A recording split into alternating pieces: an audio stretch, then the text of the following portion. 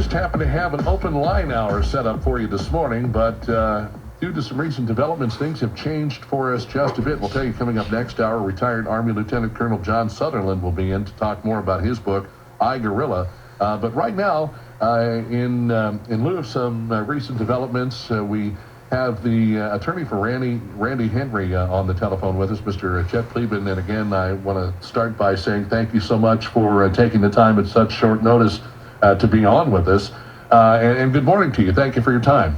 Well, good morning, Kevin. How are you? How are things at the Lake of the Ozarks? Things are sunny, things are beautiful, and I know when you get an opportunity, you'll be down here enjoying life at the lake. And This looks like the greatest weekend that we've had so far, and unfortunately we're stuck in St. Louis this weekend and will not be able to be at the lake. Well, we'll have more good weekends. We'll next time that we know when you want to come down, we'll do a little wrangling and set you up with a good one. Order it, please. Thanks. I'll do what I can. We'll go ahead and put the submission in for it now. All right. In regards to Randy Henry, we received a press release yesterday from your office letting us know the most recent developments. And since you and I have talked earlier this morning, there are some other things that we want to bring to light. But why don't we start with what we know in regards to the press release? It says here, a whistleblowing highway patrol sergeant in Ozark drowning case claims Attorney General Koster has a conflict of interest. Why don't we start there and kind of build on it? Sure. Let me explain how this process works internally. As you know, Randy Henry has been disciplined, demoted, and transferred from his home at the North Shore of the Lake of the Ozarks down to Truman Lake. And so part of the process is that he can appeal that disciplinary action, which he has done. After he appealed the discipline, I was contacted by Chris Koster's office, the Attorney General, and I was told that his office would be presenting the case against Randy Henry, acting as an internal prosecutor, if you will. Then I was told after that that Koster's office would be representing the superintendent. Now, the way it works is after Randy appeals, there is selected a procedural review board. That procedural review board is made up of highway patrol officers. Those officers who will sit in judgment of Randy are selected by the superintendent. They will make a determination as to whether or not the discipline that was imposed by the superintendent, the demotion, should stand or should be reversed. They will hear the evidence and make that recommendation. That process is the due process to which Randy is statutorily entitled, is supposed to be a fair and impartial proceeding. In other words, these three or four folks are supposed to listen to the evidence fairly and impartially, judge it, and make determinations. So what I come to find out is that the Koster's office will be presenting the case. Koster's office will be then representing the superintendent. And then I said, well, who will be representing this review board? Well, I'm told that a Patricia Churchill will be representing the review board. And I said, well, what law firm is Patricia Churchill with? Well, she's with Koster's office as well. So basically, we have Koster's office representing everybody in this case except Randy Henry. And that's... I'm sorry, go ahead. Now, the added problem with that, and this is probably the biggest problem, as you well know, the Ellingson family filed a multi-million-dollar lawsuit against not only the patrol, but against the current superintendent, a former superintendent, and a variety of patrol officers in connection with that drowning. Well, Koster represents all of those people as well. So Koster represents the current superintendent, who is sued both in his individual as well as his official capacities, and has an interest certainly in discrediting Randy Henry, who, as you know, testified at length on June 3rd and June 4th, right. Favorably, if you will, to the plaintiff. So now we have the superintendent who has a financial interest in the outcome of a multi-million-dollar lawsuit, deciding the fate of Randy Henry and being represented throughout this whole process by the same entity, Koster, who is representing him in the federal lawsuit. How is something like that even possible? Frankly, Kevin, I thought for a while there that we're in the NFL. Roger Goodell imposes the punishment, and then he decides whether it's fair. Right. I mean, it's a convoluted system. We have gone ahead. We have filed a motion claiming that there is a conflict. The Attorney General's office, of course, has said no, we don't believe that there is a conflict. Interestingly, I don't know who decides that question now. And I'm sitting here wondering, as you're even saying this, that you filed a motion to disqualify or to say that there's a conflict of interest with the Attorney General's office, and then they're the ones that have the ability to decide on what you just submitted. So I mean, it really sounds in this particular instance like the deck is considerably stacked against Randy Henry. Yeah, no doubt about it. If you think you've crossed into the twilight zone, you would be correct. This is, it's ridiculous. Now, under ordinary circumstances, there is a general order. There's an order of the patrol that says that, where possible, the superintendent can appoint the Attorney General to represent him in connection with these disciplinary proceedings, unless there's a conflict of interest, and that's what the general order says. Well, I don't know how much clearer this can be. If you have a financial interest in the outcome of it, you can't have the same lawyers representing everybody. And then they say, well, they're from different offices. Well, does that mean that if I have a conflict in a particular case, that I can just walk down the hallway and give it to my partner and say, here, you take this case? Not hardly. And so there's the appearance of certainly of impropriety. And if this is a search for the truth, which it's supposed to be, then I hardly think that Randy Henry at the end of the day is going to get a fair shake. And you and I have discussed this before, the fact that, he has absolutely nothing to gain in this other than his conscience is telling him that there was wrongdoing and that it needs to be brought up and it needs to be brought to the proper authorities or at least to the citizens of this state so that this 20-year-old young man's death is not in vain. Not only does he have nothing to gain, but obviously, given the behavior of the patrol, he has everything to lose. I mean, we have taken the position from day one of this thing. Remember, going back, they attempted to have him psychologically evaluated to determine whether or not he was fit to be a police officer and carry a gun. They did that not once but twice, to the point where the mental health care provider said, don't bring this guy back to me anymore. There's nothing wrong with him. It would be unethical for me to look at him again. So at the same time that they're making a determination as to whether or not he's fit to be a law enforcement officer and suitable to carrying a gun, they don't even take away his service revolver. They let him keep his gun. Now, what does that tell you about what they were trying to do here under those kinds of circumstances? Well, when that failed, then all of a sudden, now we have a disciplinary issue, a disciplinary complaint. We have taken the position that disciplinary complaint is yet another effort to discredit Randy Henry so that his testimony in the Ellingson drowning case will ultimately be discredited in front of a jury, and it will give them more ammunition to do that. Somebody who's been with the Water Patrol for 29 and a half years, somebody who's given his blood, sweat, and tears to the organization, somebody who stands up for what's right and just wants to protect the citizens that are on the water, be it here at the Lake of the Ozarks or, of course, where he is now on Truman Lake. It really seems to me that there are a lot of areas of concern, and not on Randy Henry's part, but more so in the way this whole situation is being set up. He's almost being put in a position where he has no other way to get out of this than either resign and just call it quits, or if he does, continue on with the court case, the legal aspect of it, it's almost like a no-win situation for him. This is so wrong on so many levels. I suspect that they transferred him down to Truman Lake, an hour and a half one way from his current home. It was in an effort to cause him to retire, because he's certainly eligible to retire after 29 and a half years.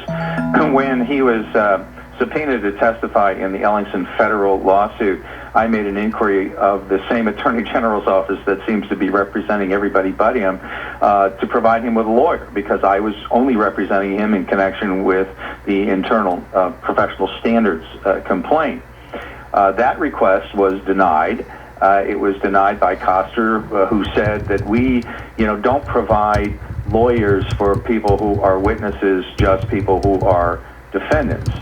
Well, I understand, because they don't have the manpower. I understand that, in some rear-end automobile accident, certainly if a patrol officer is being subpoenaed to testify in a deposition, that you're not going to send a lawyer with that individual. But this is hardly like any sort of rear-end, routine, run-of-the-mill auto accident.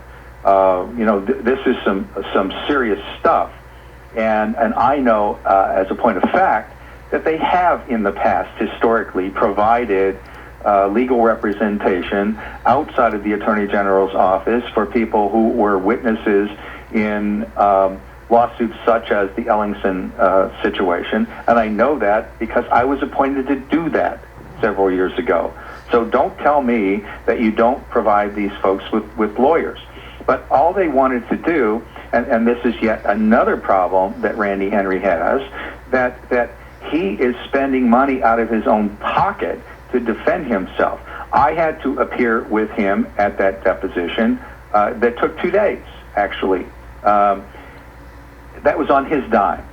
All of the other shenanigans that are going on with respect to the patrol, all of the other stuff that they're doing that we're objecting to, it's on Randy Henry's dime. And these people, these police officers aren't wealthy by any stretch of the imagination. And there again is another means to get him to kind of throw in the towel, is to exhaust all of his financial assets that he's providing. And I wonder then if indeed things were to go his way, if he could turn around and then try to find some way to recoup that money. I don't know at this current time. 9:28 is our time. Mr. Pleban, we need to step aside for just a moment. We've got a quick break coming in here. Our guest is Chet Pleban, attorney for Randy Henry. We're back with more on the Morning Magazine. A name that's earned its claim to fame in the Italian restaurant business, Domenico's. Everything is prepared fresh daily, even their world-famous arcabasso salad dressing. Domenico's is equally renowned for its all-you-can-eat charbroiled prime rib, chicken Daniel, and steak arcabasso. There are many restaurants to choose from. Try Domenico's tonight. Open every evening at 5.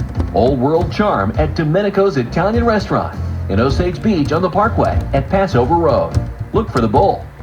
Hi, it's KB for my friends at Hewlett Chevrolet Buick GMC, North Business Route 5 in Camdenton, or shophewlett.com. I was in the parts department the other day, and it made me realize, maybe there's some folks you don't get to see when you visit Hewlett Chevrolet Buick GMC. You see the sales guys that are always working hard to get you a great deal on great wheels. What about the folks back there taking care of all the financial transactions? How about the folks that are taking care of the internet? The folks in the parts department, the folks in the service department, in the body shop, all the way up and down to the folks that are working hard to detail your vehicle, because they not only want you feeling good, but of course they want you looking good, and they want your business time and time again. So my thanks to everyone at Hewlett Chevrolet Buick GMC, working hard to get your business, working hard to keep your business, and proud to be a part of this community. They take pride in everything that they do. Hewlett Chevrolet Buick GMC, North Business 5 in Camdenton, or shophewlett.com. Stop in and see them today. Dock damage? Call Mid-American Docks, rated A+ by the Better Business Bureau. They'll repair your dock with top-notch service. Mid-American Docks, 392-2007, 392-2007.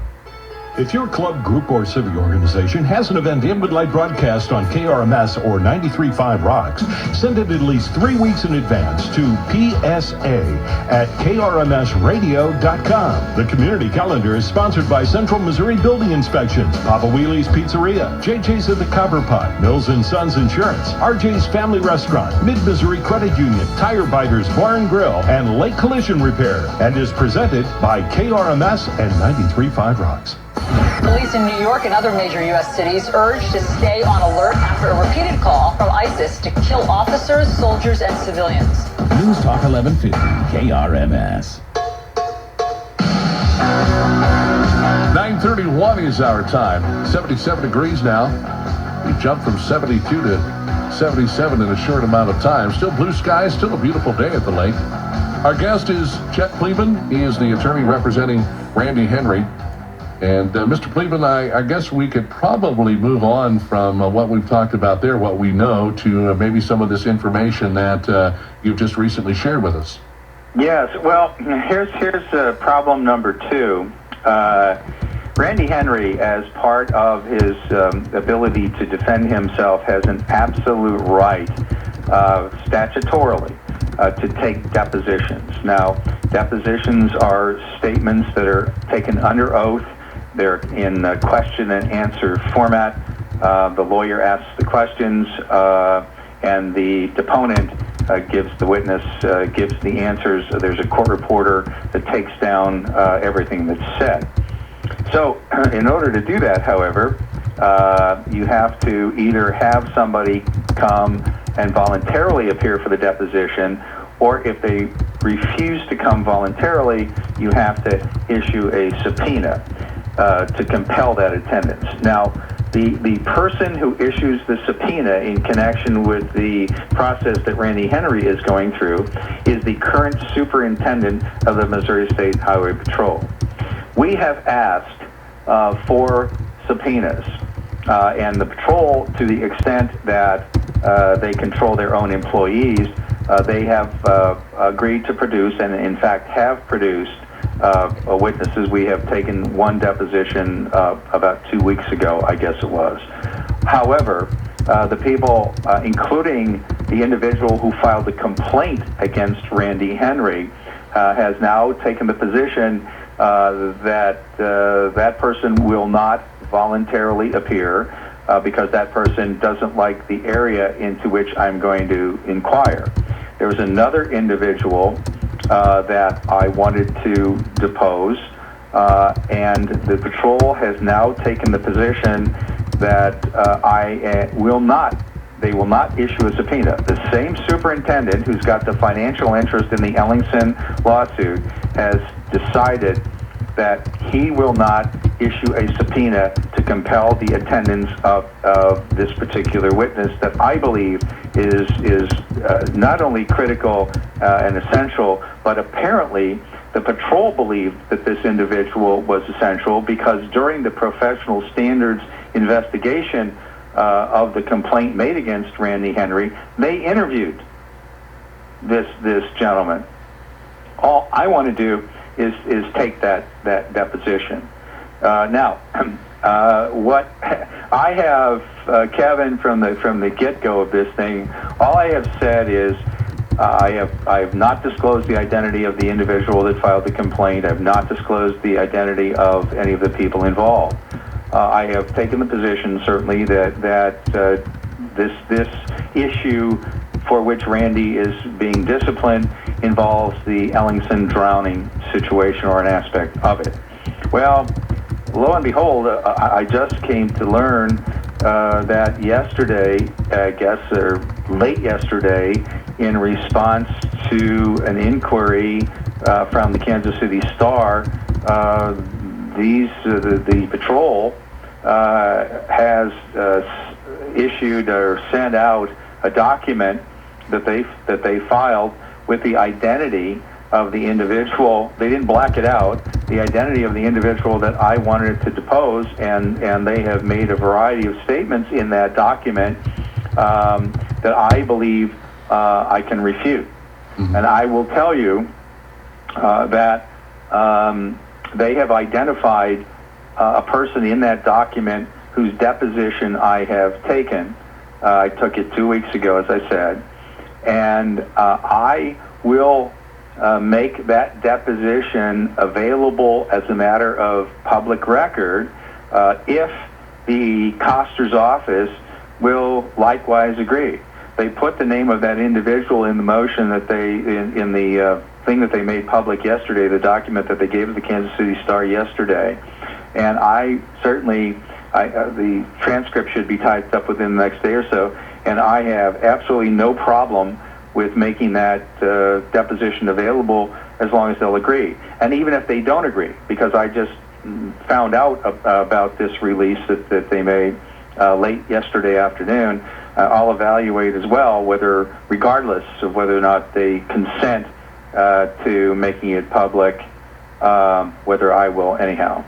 Well, it certainly now seems to be an opportunity to discredit anyone that could obviously help out Randy's case, Mr. Henry's case in this particular instance, and certainly are the statements that were made by the Kansas City Star, are they valid statements, or are they something more or less that seems to be something that doesn't have a whole lot of substance? Is there something that I guess maybe would lead people to believe that they're trying to discredit people?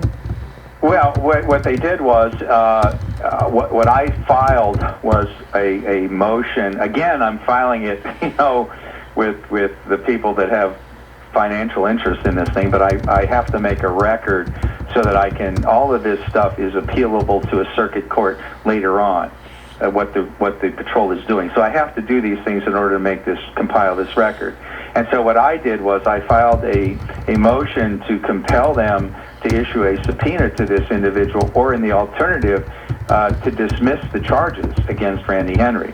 What they filed was a response to my particular motion, and that's what they made available to the Kansas City Star yesterday, because I'm complaining that they're not giving me subpoenas.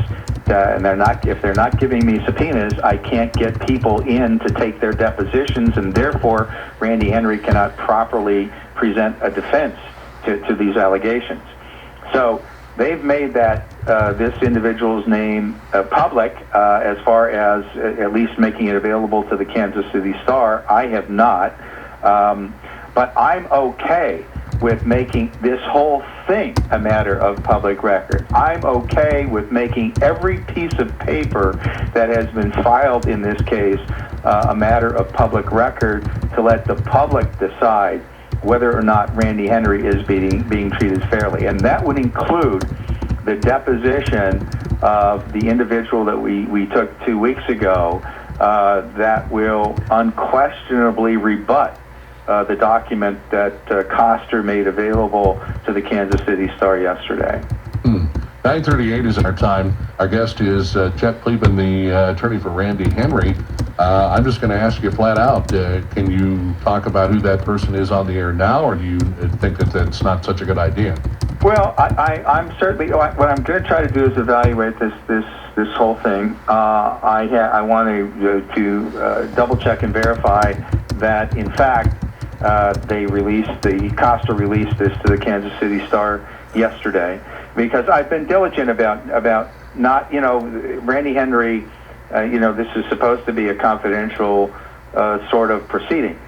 I'm okay, and I've been okay from the get-go of this thing, of making it a public proceeding. As a matter of fact, I'm okay with having people attend his hearing before this procedural review board. The public can attend, as far as I'm concerned. I don't like doing these things behind closed doors, but usually what happens is that agencies like the Highway Patrol or administrative proceedings, they take the position, no, this is a personnel matter, and therefore it's behind closed doors. I routinely say, well, wait a minute, the person whose personnel matter you're discussing wants it to be open and available to the public. Full disclosure, they say, no, we're going to keep these things closed. And all right, so that's their rule, and I've got to play by their rule, because Randy and I are playing in their sandbox, and they make all the rules. So, but now they've released a document that makes, at least seemingly, makes it a matter of public record. Not only the person that I wanted to depose, that they refused to issue a subpoena for, but seemingly the person who made this complaint, and I'm okay at some point in time in the very, very near future of talking about all of them. 9:40 is our time. Again, Mr. Pleban, we need to step aside for a quick break here. Our guest is Attorney Chet Pleban. He is representing Randy Henry. We'll talk more on the KRMS Morning Magazine after this. Join R.M. Nelson Roofing and Ozark Ceiling and Striping on KRMS the first Saturday of every month for Ask the Expert. You're invited to call in and ask your questions. Do everything possible to keep your roof and asphalt pavement in good condition. You can always count on Mike Nelson for excellent service. Tune in to News Talk KRMS every Saturday for Ask the Expert and join Mike Nelson the first Saturday of every month.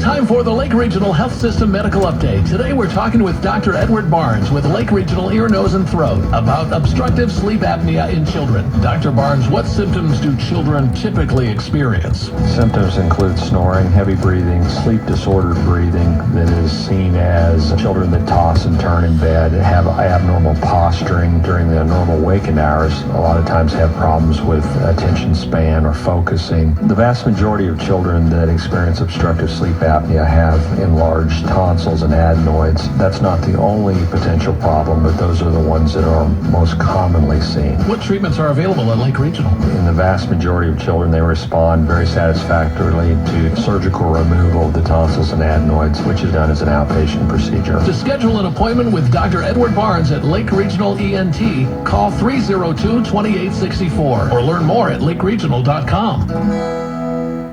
Permission granted to come aboard Bob's No Wake Zone Boating Radio Show Saturday mornings, 7 a.m. right after the news. We'll talk boating education, water safety, events on the water, boat shows, new products, and we'll have interesting guests too. Down on the boat docks, Bob's down on the boat docks. Let's find out what's going down on the boat docks. Come join us on the bridge Saturday mornings right here on News Talk KRMS and over KRMSradio.com. The controversial Keystone Pipeline bill. Charlie Hebdo, a satirical magazine, has been attacked. News Talk 1150, KRMS. 9:43 is our time, and by the way, we did reference the fact that Randy Henry is paying for a lot of this out of his pocket. If you would like to help him out, there is a Facebook page. We support Missouri Sergeant Randy Henry. Just go to facebook.com/We support Missouri Sergeant Randy Henry. If you'd like to donate to his legal campaign, to his need for financial support through all of this. Our guest is Chet Pleban, the attorney for Randy Henry. And before we get into any more, I would think that considering everything that's happened, that the Missouri State Highway Patrol, the Water Patrol Division, whatever is going on here, that they would want to come out and try to clear the air as quickly as possible so that they can continue moving forward rather than dragging this through all of the mud and the muck. I think, we've always kind of thought about and looked at this as maybe there were some happenings, some things that didn't go right, didn't go as they were supposed to go based on training or whatever. And it just seems like, why not just come out, clear the air, and move forward and, admit mistakes were made. And rather than having, Randy Henry in the position that he's in, just as you said, with nothing to gain and everything to lose, doing what he's doing. And why do you think it is so difficult for these folks just to come out and say, okay, there was some wrongdoing, we know there was some wrongdoing, are they afraid of any other things that could happen as a result of this? I mean, any other questionable situations that may come back and haunt them?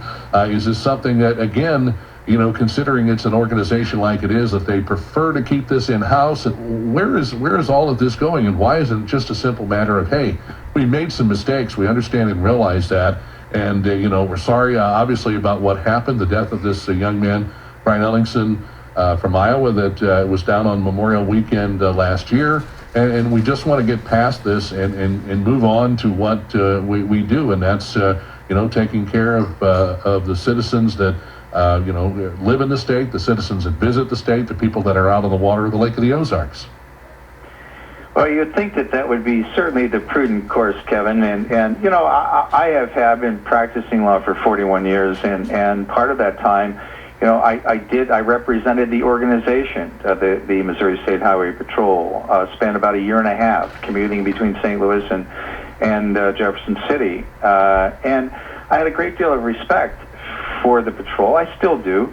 It's a great organization. Why they're doing what they're doing in this particular case, I don't know. I suppose you can say that the combination of the Water Patrol, with the Missouri State Highway Patrol was maybe a bad idea from the start. I don't know. Those are political and economic decisions that I'm not privy to. But you're right. They need to basically get out from under this. Now, I think that I think that they thought from the beginning that, well, here's a kid that okay, maybe he's drunk. They throw out some he has some sort of drug in his system. What that has to do with anything, I don't know. But they thought that they would be off the hook. They have made some absolutely irresponsible statements. There are radio transmissions involving when they were going to get this young man's body. They couldn't get it that evening, and so there's a comment made by somebody, well, we'll get him in the morning. He's going to be just as dead in the morning as he is tonight.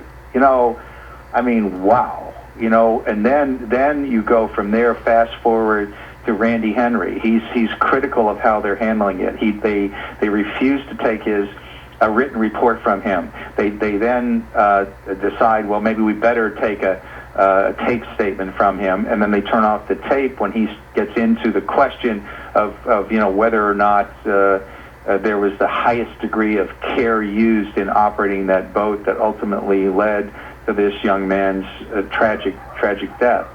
So, you talk about one mistake on top of another mistake, and then you have the whole debacle, in my opinion, of the coroner's inquest and all that sort of stuff. So, I don't know. It's just that, if there's a textbook way of how not to handle, from a PR perspective, a case, this is it.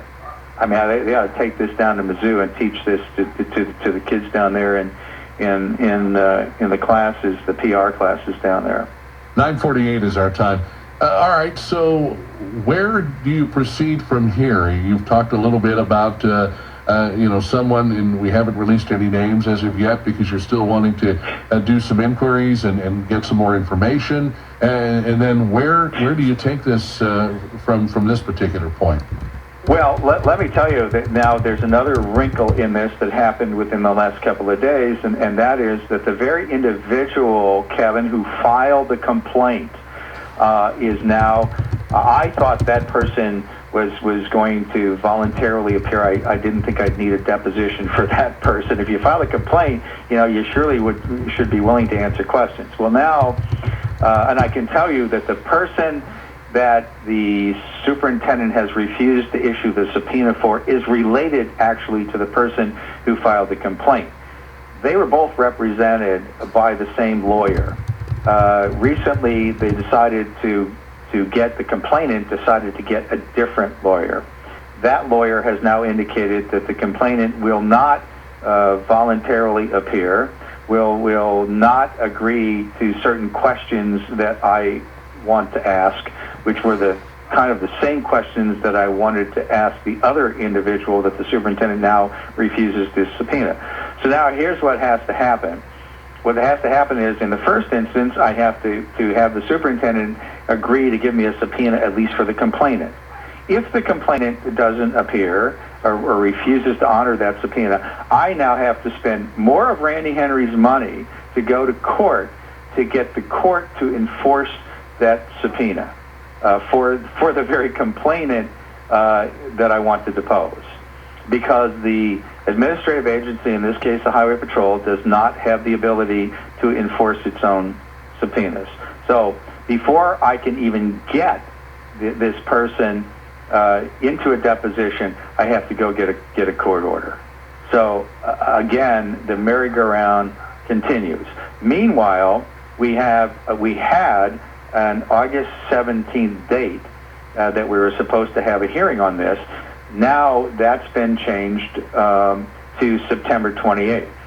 Well, I don't even know that that's viable if I have to jump through any more additional hoops in order to secure the attendance and get the case prepared so that Randy can defend himself adequately and defend his job. And have you talked to Randy at all? And I'm sure you have, obviously. Randy or his wife, and kind of got the feeling from them on how this is going, and is he still very adamant about making sure that the truth comes out? What are some of the things that you've discussed, if you can actually tell us about some of that? Randy Henry is committed to pursuing this. I mean, if they thought for a minute that Randy Henry was going to back off of this because they transferred him and did all this other stuff to him, they were sadly mistaken. He's committed to letting the truth come out in this case, wherever it takes us and however long it takes us. Sad state of affairs. But having said that, he and his wife are also extremely frustrated. They can't believe that their organization would treat them like this. An organization that he's been with for 29 and a half years, they're tossing him under the bus. Doesn't seem very fair, doesn't seem very reasonable to me. And he keeps saying to me, well, we took the deposition a couple of weeks ago, and he sat there kind of in shock as to what was being said. It was just absolutely surreal for him, and would be surreal for anybody in his position. Why? And so the question that keeps coming up: why are they doing this? An organization that has integrity, for heaven's sakes, why are they going down a course where the public will look at this and say, what is wrong with you people? Why are you jeopardizing your reputation and your integrity over something, as you said, Kevin, which should have been resolved a year ago? The fact that it's been allowed to go on the way that it has, and I think and I don't want to say that the Missouri State Highway Patrol would want this thing to just be swept under the carpet or just go away.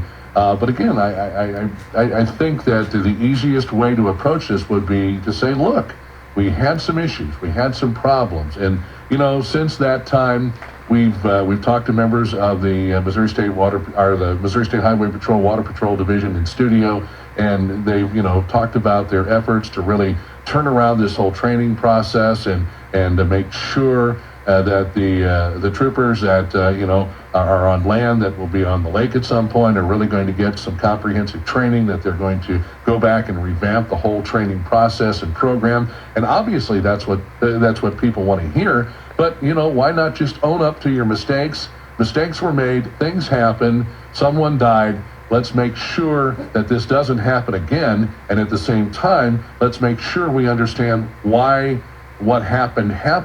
And again, I find it so tough, but maybe sometimes that you get into a situation like this with a group that doesn't want to show any chinks in their armor. They don't want to let people maybe feel or understand that accidents happen once in a while. You can't be 100% vigilant all of the time. Well, here we are a year later, and interestingly, apparently this so-called investigation was supposed to be reopened. A new prosecutor was involved, and we don't have any finality on even the criminal aspects of this. Now, what we know is that after a year, there can't be any misdemeanor charges that are brought. So the only thing that could be brought would be felony offenses, involuntary manslaughter and the like. So on top of that, you have Randy Henry, who has been demoted and transferred to an undesirable location, and the individual from the patrol who was responsible for arresting Brandon Ellingson is still going about his business. He's still doing the same thing. Fortunately, he's not on the water, but he's still, it has incurred no meaningful disciplinary action that I'm aware of. So, I mean, you talked about piling it on, one mistake on top of another mistake on top of another mistake, and there you have it. As I said, if you want to know how not to handle a situation, this is classic. This is classic. Is there anybody, and I'm wondering now, if there isn't a bigger picture here that we're just not seeing, maybe it's starting to form up just a little bit. Is there anybody outside of the organization, outside of the Missouri State Highway Patrol itself, that could maybe get in trouble or be in trouble or have some sort of tie to this, and maybe that's why all of this is going on, because there are people outside of the Missouri State Highway Patrol or a person outside of the Missouri State Highway Patrol with ties to this, and that person is doing everything that they can possibly do to keep throwing roadblocks in the way? Well, that's certainly a possibility, and given the course of this, I certainly don't exclude anyone or anything. And I think that you're right. I think that there is a bigger picture here. I think that there is a bigger picture that may actually additionally define the integrity of the organization, at least possibly. And I think that at the end of the day, all this may become clearer to the general public, where that puts ultimately, historically, the Missouri State Highway Patrol. I don't know. 9:57 is our time. Mr. Pleban, again, unfortunately, we're up against the clock. I do appreciate your time on such short notice for coming in and being on the air with us this morning to kind of give us an update on the whole situation with Randy Henry and where it's at. It certainly sounds, with what we've talked about here this morning, like there are a lot of arms and legs that are going in every direction to prevent Randy Henry from getting the word out. But as long as we're here, as long as you're there, we'll always give you the opportunity. So again, our thanks to you, sir, and we appreciate your efforts and the opportunity to have you on the air. Well, my pleasure, and enjoy that sunshine this weekend, Kevin. I'm jealous. Well, we'll do our best, and next time you get down here, we'll definitely, hopefully have a nice weekend set aside for you. Make sure you order it up. I'll do my best. Thank you, sir. Thank you. You bet. That is Attorney Chet Pleban, who is representing Randy Henry, and we've had the opportunity here to talk with him on the air about this current situation, the most recent situation involving this case. 9:58, we have to take our final break. We'll do it now. We're back to wrap it up after this on KRMS. Hey.